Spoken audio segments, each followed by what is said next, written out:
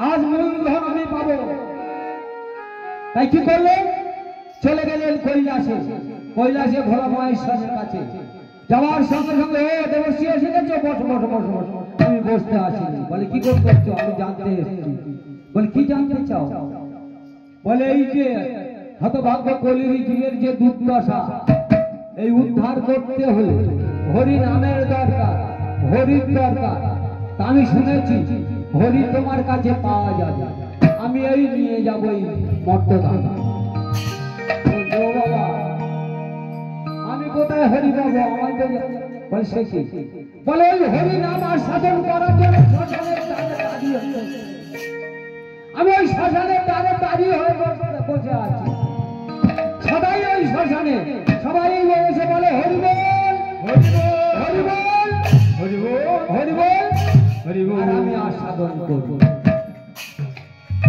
বলে সে কি তুমিও জানো না তো বলছো না তবে আমি ফিরে যাবো হরি বলেও জানে না এমন সময় ফিরে যাচ্ছে সঙ্গে সঙ্গে মা যোগমায়া এসে হাজির হলো দাঁড়াও দেবশ্রী কোথায় যাচ্ছ বলছে মা আমি ফিরে যাচ্ছি কেন এসেছিলে বলে আমি এসেছিলাম ওই ভোলানাথের কাছে জানতে যে হরিটা কি জিনিস কোথায় থেকে হরিটা উদ্ভব হলো বলছে শোনো তুমি ফিরে যাচ্ছ এসো আমার কাছে এসো আমার ভোলানাথের এক নাম কি হরে, তাই না? ভোলানাথের এক নাম হরে, তাহলে প্রথম শব্দটা কি হবে? প্রথম হরে প্রথম শব্দটা কি? হ্যাঁ আছে, প্রথম শব্দ মহাদেব, হরের প্রথম শব্দ হ। আর ভোলা মহেশ্বরের স্ত্রীর নাম কি? গৌরী, তাই না? কি মনে পড়ে? মা মহামায়ের এক নাম গৌরী, তো তাহলে হ রি, তাহলে কি হলো? হরি।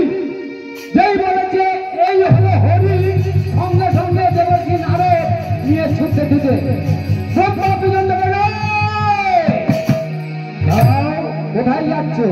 বলে মর্তধামে। দাঁড়াও, এত সহজে মর্তধামে যাবে? তুমি কি নিয়ে যাচ্ছ দেখি? যে সময় দেখিয়েছে আর সঙ্গে সঙ্গে ব্রহ্মা কি করলেন? গোলকে লুকিয়ে রেখে দিলেন। তাই ওই গোলকের নিধি গোপনে রেখে দিলেন। আর ওই গোলকের নিধি কে নিয়ে আসলো? ভোলা মহেশ্বর জানে গোলকে লুকিয়ে রেখেছে ব্রহ্মা। তাই অদ্বৈত আচার্য হলে এসে মর্তধামে গৌরী নিয়ে আসার মালিক হলো অদ্বৈত। বলে একবারে নেবে হরি। কলির জীবের দুর্দশা দেখে নয়নের জলে মুখ বাঁধে সুরধনির তীরে তুলসী পত্র ভাসিয়ে একদিন নয় 12 বছর নয় 12 বছর নয় আমার অদ্বৈত হরিকে নিয়ে আসলেন মর্তধামে। আমার কৃষ্ণ দেখিয়া আসিলেন ভুলকে নদিয়া নবদ্বীপের মাটি।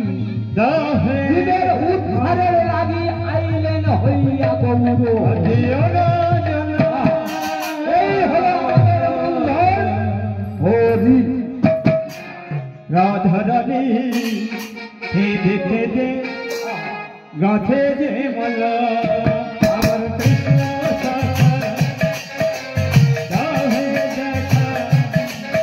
আমার কৃষ্ণ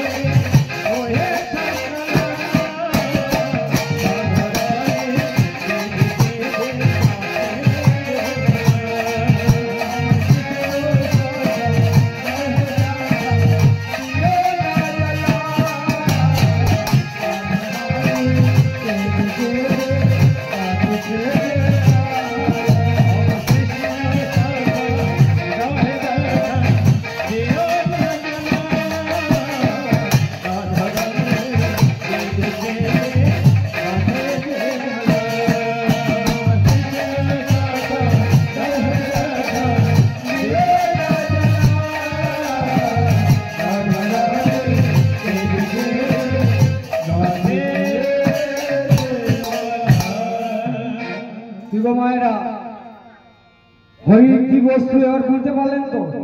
কোথায় ছিল? গোলক নিয়ে আসলো কে? অদ্বৈত, তাই না?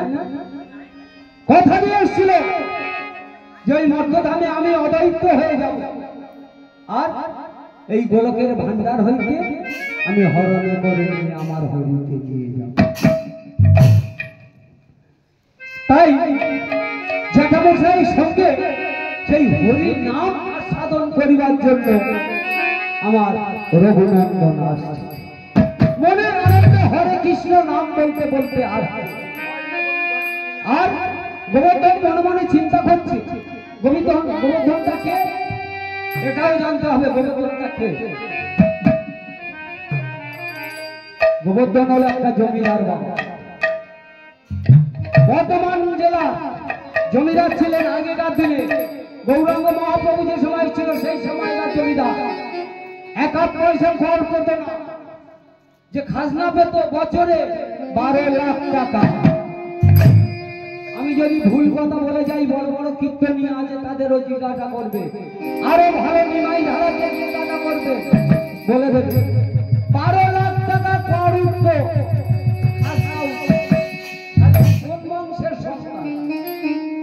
জ্যাঠামশার সঙ্গে এসে ভাগবত পাঠ আর সাধন করলেন। সবাই যেরকম মায়েরা বসে আছে আর সাধন করতে করতে প্রাণ পাখিটা এবার মনে মনে চিন্তা করছে, এমন অমূল্য রত্ন পাবো কোথায়? মন তোর, মন তোর, মন তোর, মনটা আমার নয় বাবা, মন তোর। কি মন? তোমার মন, তোমার মন, আমার মন না।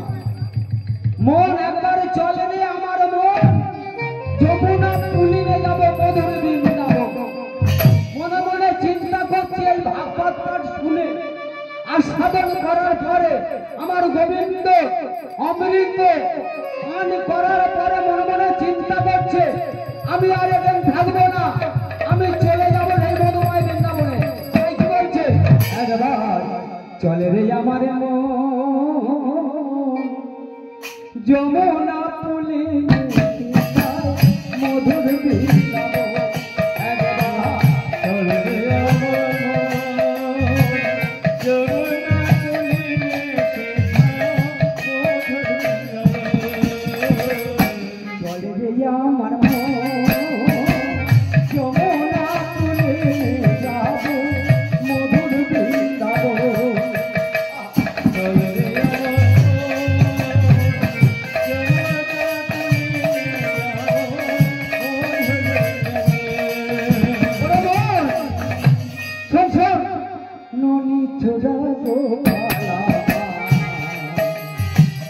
যশোদার মনি তার চরণে তার করিতে বলে কে বলেছে গো? হ্যাঁ, আমার মাতা জয়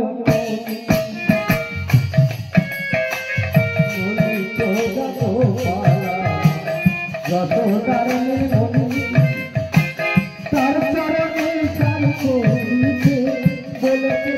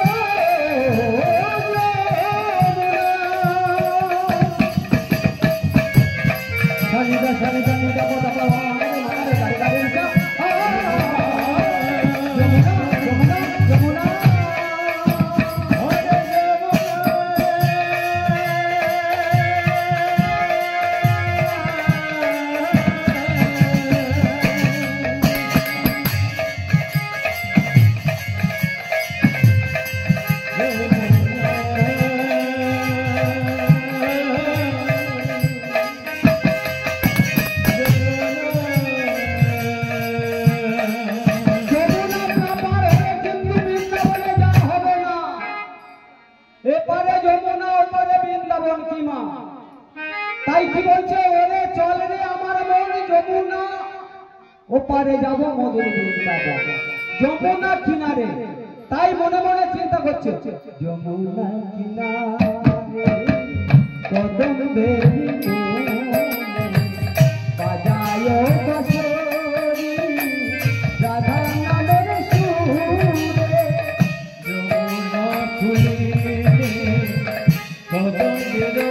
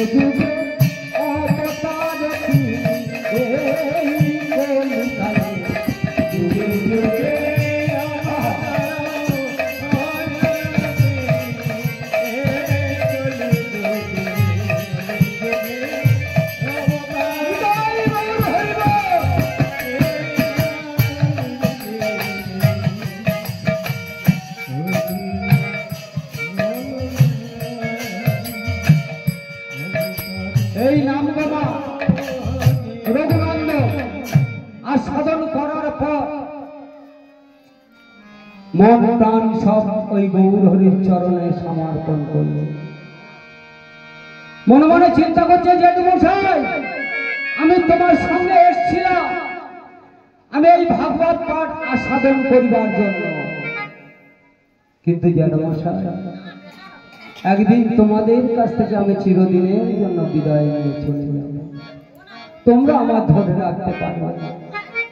তাই নয়নের জলে মুখ ভাসাচ্ছে আর মনে মনে চিন্তা করছে জেঠমশাই, আমার পিতাকে তুমি বলো তুমি ফিরে যাও গৃহে, আমি আর তোমার সঙ্গে যাব না। আমি কোথায় হরি আমি সেখানে যাব, আমি যাব সেখানে যাব, কোথায় বৃন্দাবন, কোথায় আমার হরি চলে যাব আমি রাধা নামে পাগল হব, আমি বৃন্দাবনে চলে যাব, আমি রাধা নামে পাগল হব, আমি বৃন্দাবনে চলে যাব, রাধা নামে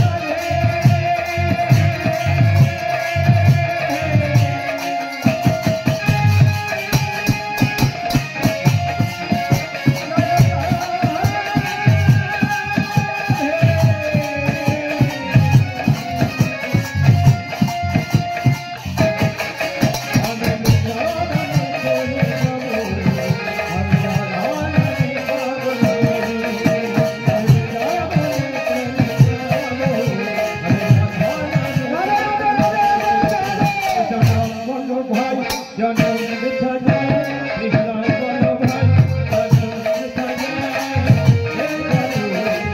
হে কৃষ্ণ বলভাই জনম দেখা যায় জনম দেখা যায় হে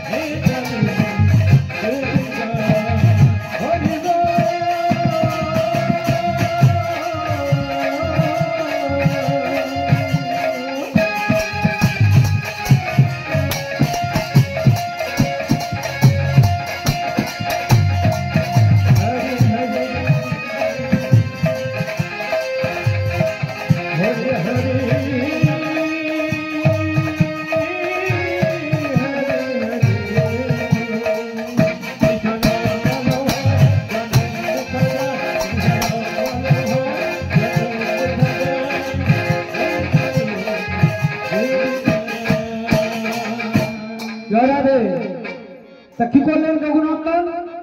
জ্যাঠামশাই কি বললেন? জ্যাঠামশাই তুমি গৃহে ফিরে যাও, আমি যেই ভক্তগণ আছে ভক্তবৃন্দ এদের সঙ্গে আমি মরুমায় বৃন্দাবনে যাব। সে কি, আমি তো নিয়ে এসেছি তোমার সঙ্গে করব, তোমার পিতামাতা আমার রাখবে তো?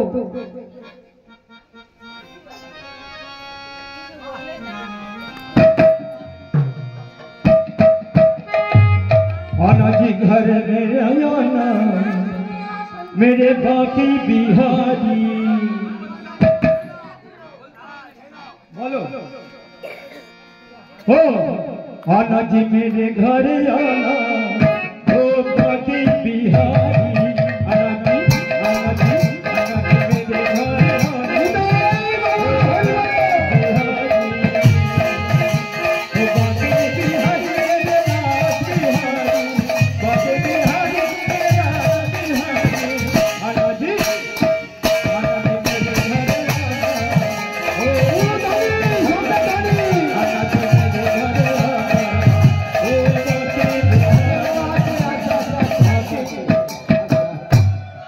মায়েরা হাত জোড়ো করে বসে থাকবে। হ্যাঁ, কোন জায়গায় বসে আছে? আমি তোমার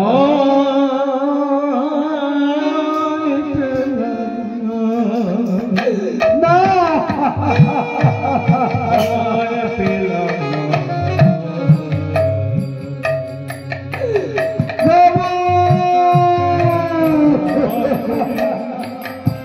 আমি তোমার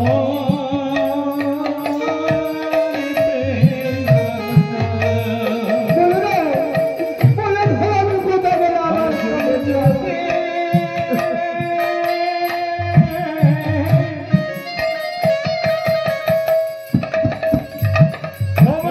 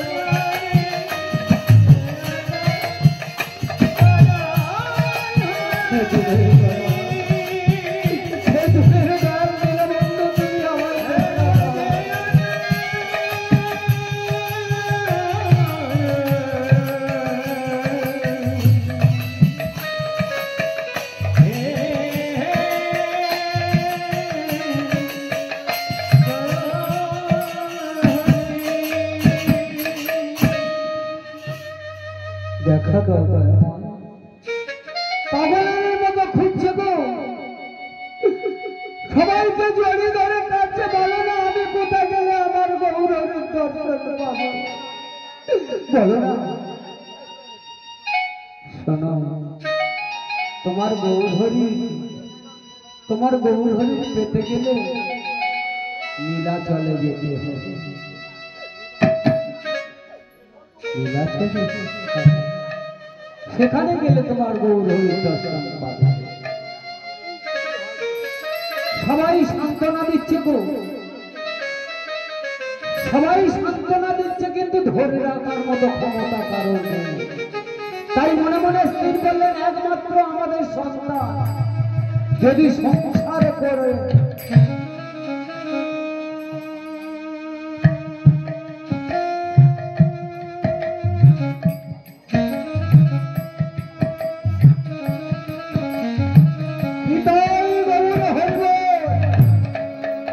একমাত্র সন্তান আমাদের যদি ছেড়ে চলে যায়, এই সংসার কার নিয়ে করব বলতে পারো? তার থেকে আমার রঘুনন্দনের একটি বিবাহ দেব, দিলে সংসার করবে, সংসারে মন থাকবে, সব ভুলে যাবে। তাই কি করলে পাড়ার একজন সে সবসময় ঘটকালি করে বেড়ায়, তার নাম মধু। তার বাড়ি গেলে মধু ঘটকের বাড়িতে গিয়ে বলছে, মধুরী বলো কাকা বাবু এসছো? হ্যাঁ। শোনো মধু, আমাদের একমাত্র বংশের প্রদীপ আমরা হয়তো চিরদিনের জন্য হারিয়ে ফেলবো, আমাদের কাছ থেকে চিরদিনের জন্য বিদায় নিয়ে চলে যাবে। বলতে পারিস মধু, আমার এত বিষয় আদায় ধন সম্পত্তি কে রক্ষা করবে, কে দেখাশোনা করবে? তার থেকে মধুরে একটা সুপাত্রী আমায় দেখাশোনা করে দে না বাবা। যে সময় বলেছে বললেন কাকা বাবু চিন্তা নেই, পাত্রী আছে। আছে? হ্যাঁ, চলো আমার সঙ্গে চলো, তুমি দেখে আসবে। মধু ঘটকের সঙ্গে করে নিলে। মধু হলো আচার্য বংশধর, মধু আচার্য। তাকে সঙ্গে করে নিয়ে গেলে গিয়ে সেই পাত্রীর বিয়েতে গিয়ে দেখলেন খুব সুন্দর পাত্রী। দেখতেই আমি পাইনি তোমার, হরিবল হরিবল হরিবল। সবাই বিয়ে খাবে তো? আমার রঘুনন্দনের বিয়ে আমার সবাই যাবে তো? খুব আনন্দের না হবে, চিন্তা নেই। জমিদার ছেলে বড় বড় মিষ্টি, ব্যাস খাওয়া দাওয়া কিন্তু নিরামিষ। আমার হিয়ার মাঝি লুকিয়েছি, দেখতে আমি পাইনি তোমার, দেখতে আমি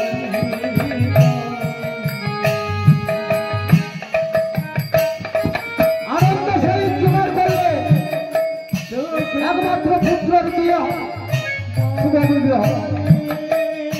সবাইকে নিমন্ত্রণ করলে। হরিবল।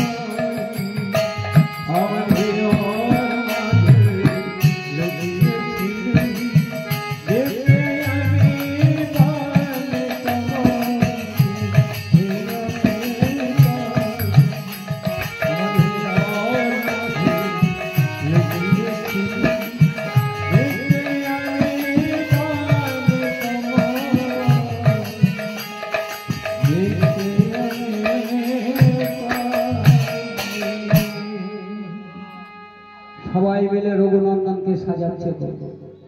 এমন সময় মা পরমা দেবী এসে বলছে, রঘুনন্দন, রঘু,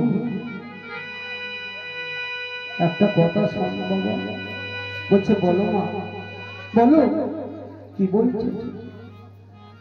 একভাবে তাকিয়ে আছে হতভাগিনী মা আমার রঘুনন্দনের দিকে একভাবে তাকিয়ে বলছে, বাবা, তুমি তুমি আমার জন্য কি আনতে যাচ্ছ বাবা? বলছে, মা, আমি তোমার চরণের দাসী আনতে যাচ্ছি। মনে মনে চিন্তা করছে, আমার জন্য তো আমার দাসী আনতে যাচ্ছে না, আমি আমার পিতামাতার সান্ত্বনা দেওয়ার জন্য, চরণ সেবা করার জন্য।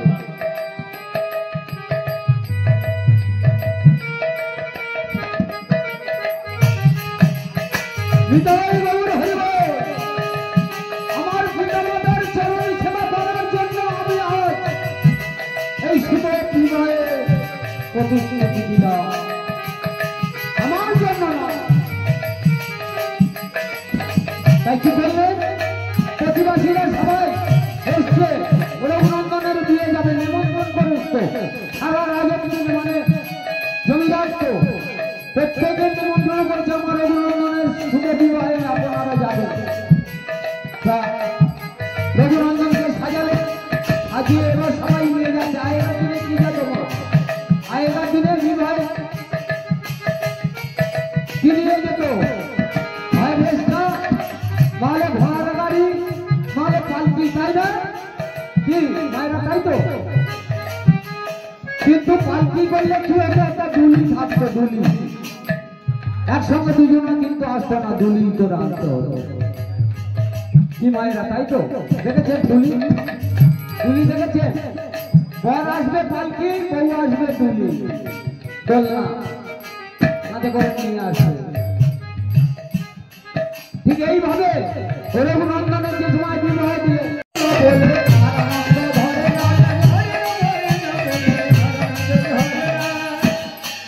কোন জায়গায় বিবাহ হচ্ছে তোমার? হ্যাঁ, তোমরা সবাই এই কি মরুভূমি বিবাহ হচ্ছে? বর আসর সাজিয়েছে, বর এসছে, একটু উলুন ধরি। কেন আমার ভগবান কি তোমাদের জিহুবা দেয়নি? হ্যাঁ, সবই তো দিয়েছে, কোনটা বাকি রেখেছে আমাদের ভগবান? হ্যাঁ, কেন আমাদের ভগবান হাত দিয়েছে, পা দিয়েছে, নয়ন দিয়েছে, বদন দিয়েছে, চরণ দিয়েছে। নয়নে দর্শন করবে, কর্ণে শ্রবণ করবে, জিহ্বায় বলবে, হাতে কর্ম করবে, চরণে যাবে দর্শন করবে। কোনটা বাকি রেখেছে? তো চুপচাপ আছে কেন? রঘুনন্দন বিয়ে নিজের মা, মেয়েদের ছেলেদের যখন বিয়ে হয়, ছেলের মা তখন কাঁদে,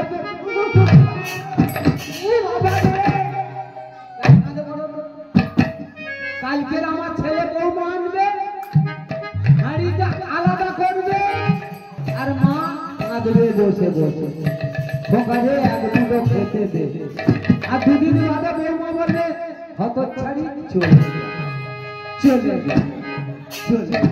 খাওয়া তো দূরের কথা, গৃহ থেকে বাইরে বার করে দেবে, বলে এখানে আর ঠাঁই নেই। আরে মেয়েদের যখন বিয়ে হয় তখন কি করে? নাচে মুখে কেঁদে, ও মা তুই চলে যাচ্ছি মা, আবার ফিরে আসবি কবে মা, ক্ষমা চলে যাচ্ছি মা। আর এখন একটু উলুক ধর্মী, সংস্কৃত ধর্মী দিতে কি হয়েছে?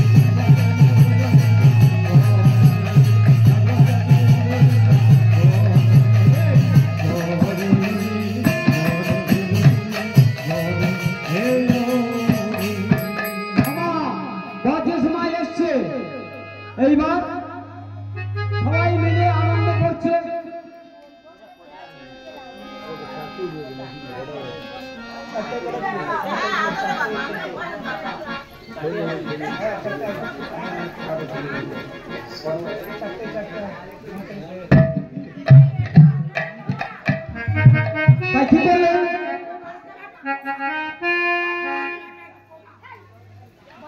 এইবার কি করলেন মাগো? শুভ বিবাহ দিয়ে বাসর নির্মাণ করেছে। রঘুনন্দন চলে গেলে নিজের বাসস্থানে গিয়ে এবার ওখানে কি করেছে? বাসর ঘর নির্মাণ করেছে।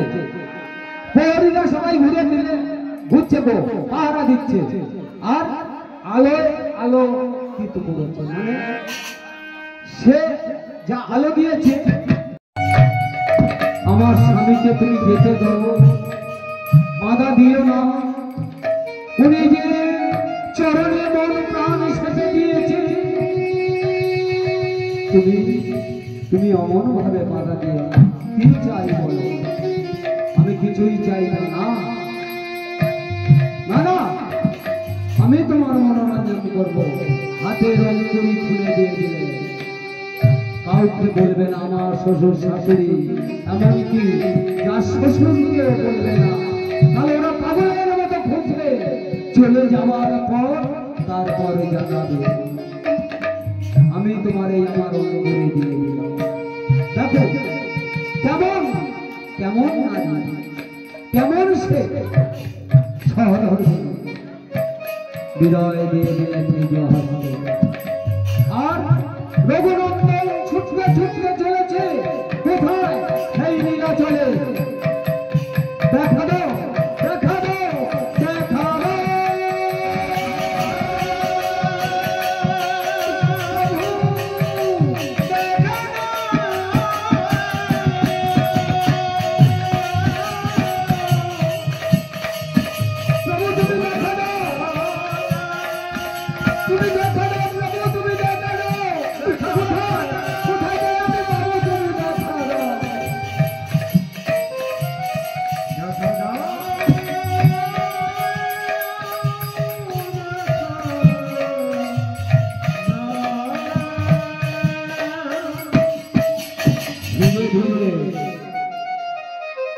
নয়নের জল ফেলতে ফেলতে চলেছে, নয়নের জলে মুখ ভাসিয়ে চলেছে।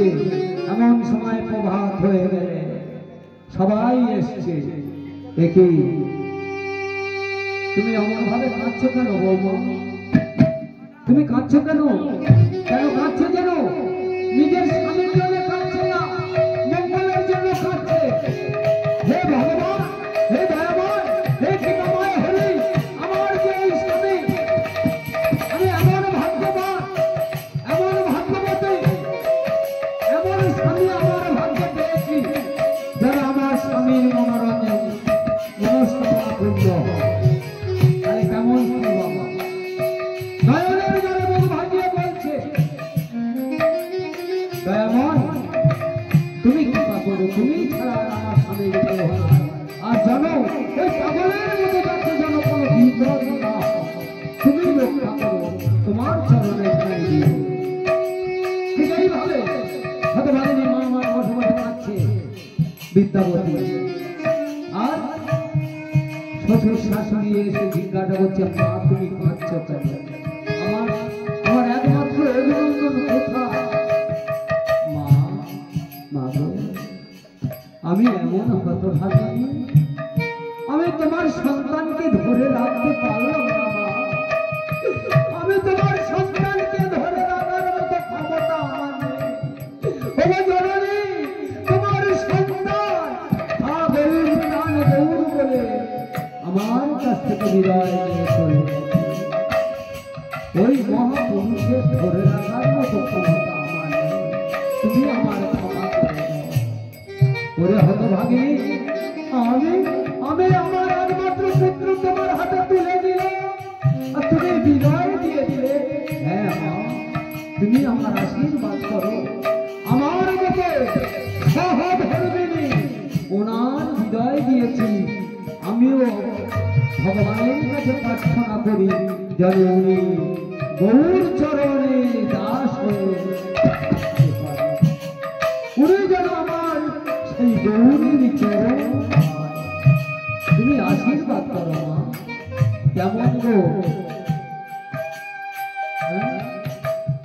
প্রয়োজন হলে ওই বৌমার বিদায় দিত তাই না? যে তুই আমার ছেলেকে ধরে রাখতে পারিনি, আমার সন্তানকে বিদায় দিয়েছি, তোর মতো বৌমা দিয়ে রাখবো কি বলতো না? কিন্তু না মা, আর কেঁদো না। আমরা যাকে ধরে রাখতে পারি না, তুমি কেমন ভাবে ধরে রাখবে? একবার যে মন প্রাণ ভগবানের চরণে সমর্পণ করেছে, তার ধরে রাখার মতো ক্ষমতা আমাদের হয়নি, তোমার কেমন ভাবে হবে? তাই তোমার সঙ্গে আমার সন্তানের শুভ বিবাহ দিয়েছি, তুমি আমাদের ক্ষমা করো। আর যতদিন আমার সন্তান আসবে, আমার গৃহে সম্পূর্ণ দায়িত্ব তোমাকেই দিলাম। তাই রঘুনন্দন আমার গৌর হরি গৌর হরি কোথায় না পুরী ধামে। পুরী ধামে গিয়ে চারিদিকে লক্ষ্য করছে, তাই তো কোথায় আমার গৌর হরি? পুরী ধামের এক নাম কি? আমরা যে পুরী যাই, পুরীর এক নাম কি? ওই যে সমুদ্র, আমরা তো সবাই গিয়েছি পুরী, তারাপীঠে গিয়েছি। তারাপীঠে ভালো ভালো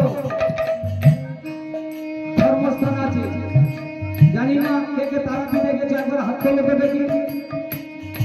ও কেউ যাও না, ও তুমি দেখো নিত্যানন্দ ধাম থেকে এসছো, ওই তারাপীঠ থেকে মাত্র 40-50 টাকা ভাড়া নেয়। ওখানে অনেক কটা ধাম আছে, নিত্যানন্দ ধাম, জগন্নাথ ধাম, রাধাকৃষ্ণ মন্দির, তারপর মামা খাবার বাসস্থান থেকে এসছো, হ্যাঁ, যেখানে বসে সাধনা করে ভগবান তারাকে পেয়েছে। পুরী ধামে ওখানে আরো একটা জিনিস তারাপীঠ থেকে গেলে দেখতে পাবে, ভীম অর্জুন নকুল ছাড়া দৃষ্টি, যেখানে ওই গোবিন্দ গুপ্ত বৃন্দাবনে ছিল, হ্যাঁ, সেখানে ব্যাসদেব মণি দেখবে মহাভারত রচনা করছে। কি মায়েরা যারা গিয়েছে তারা জানে। ওখান থেকে ঘুরে এসে তারাপীঠ থেকে মাত্র 10 টাকা করে 20 টাকা অটোর ভাড়া গেলে মামা খাবার বাসস্থান, ওর বংশধর আছে, যেখানে বলে ভজন সাধন করতে। দেখে আসবেন, ঘুরে আসবেন, এইসব জায়গাগুলো দেখা ভালো। পুরী ধামে ওই যে সমুদ্র নাম হলো কি সমুদ্র, প্রিয় সমুদ্র। আর আমার রঘুনন্দন ওই পুরী ধামের মন্দিরে গিয়ে হাত ঠিক এইভাবে দাঁড়িয়ে থাকতো, কেন? আমার গৌর হরির দর্শন করার জন্য। আর যত ভক্তরা যেত কি করতে জানো? ওই কেউ ফল, কেউ 10 টাকা, কেউ 5 টাকা, এইভাবে আগেকার দিনে তো কেউ 1 টাকা এরকম করেছিল। আর পান্ডাটা কি বলতো? ব্যবসা করতে এসেছে, ব্যবসা। আমার রঘুনন্দনে দেখে বলতো এ ব্যবসা করতে এসছে, এ ভক্ত নাই, পড়াশোনা করতে এসছে, ইনকাম করতে এসছে। এমন সময় লক্ষ্য করলে গৌরাঙ্গ মহাপ্রভুর নয়নে নয়ন পড়ে গেলে, রঘুনন্দন তুমি এসছো, রঘুনন্দন।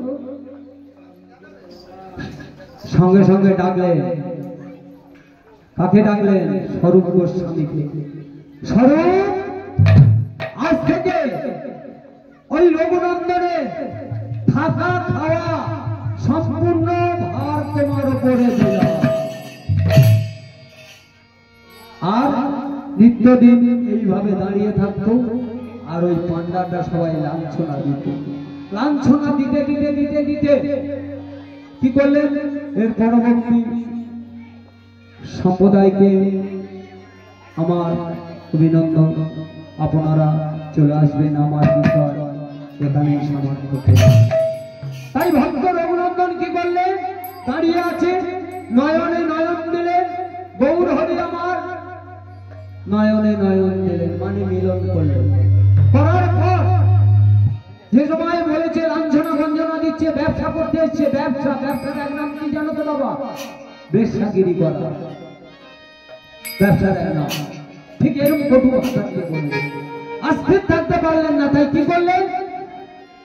আস্তে আস্তে দূরে সরে গেলেন, গিয়ে আর ওই পুরীর মন্দিরের একটা জায়গা আছে, সেখানে ওই মহাপ্রসাদ খেয়ে আর সেখানে ফেলে দেয়, পাতা পাতা সব ফেলে দেয়। রঘুনন্দন এখন সেইখানে গিয়ে ওই মহাপ্রসাদ যা উৎকৃষ্ট খেয়ে ফেলে দেয়, ওই উৎকৃষ্ট নিয়ে এক জায়গায় করে আর ভোয়াইতে করছে। এমন সময় গৌর হরি খুঁজছে, রঘু তোমার নয় আমি দায়িত্ব দিয়েছিলাম, কোথায় কোথায় আমার সেই রঘুনন্দন? চারিদিকে খুঁজছে পাচ্ছে না। এমন সময় কি করলেন? গৌর হরি নিজেই ছুটতে ছুটতে খুঁজতে খুঁজতে বললেন, গিয়ে দেখছে ঠিক সেই জায়গায় নির্জন জায়গায় বসে ওই মহাপ্রসাদ এক জায়গায় করে ওই পুত্র, সেখান থেকে নাম হলো ক্ষীরসমুদ্র, ওখানে ধৈর্য করছে করে তবে প্রসাদ সেবা করবে গৌরী দিয়া। প্রভু তুমি একা খাচ্ছ মহাপ্রসাদ, তুমি একা সেবা করবে না, আমাকে দাও, আমাকে দাও, আমাকে দাও।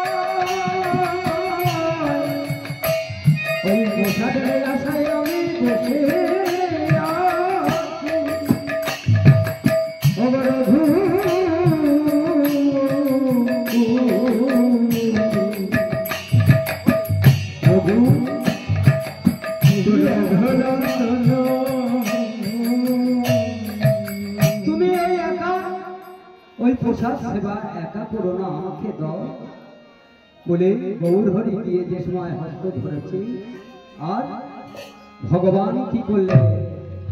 রঘু নন্দন কি করলেন? ভগবানের বদনে প্রসাদ তুলে দিচ্ছে, আর আমার ভগবান ওই ভক্তের বদনে প্রসাদ দিয়ে দিলেন। ওকে ভক্ত আরে ভগবানে মিলন হয়ে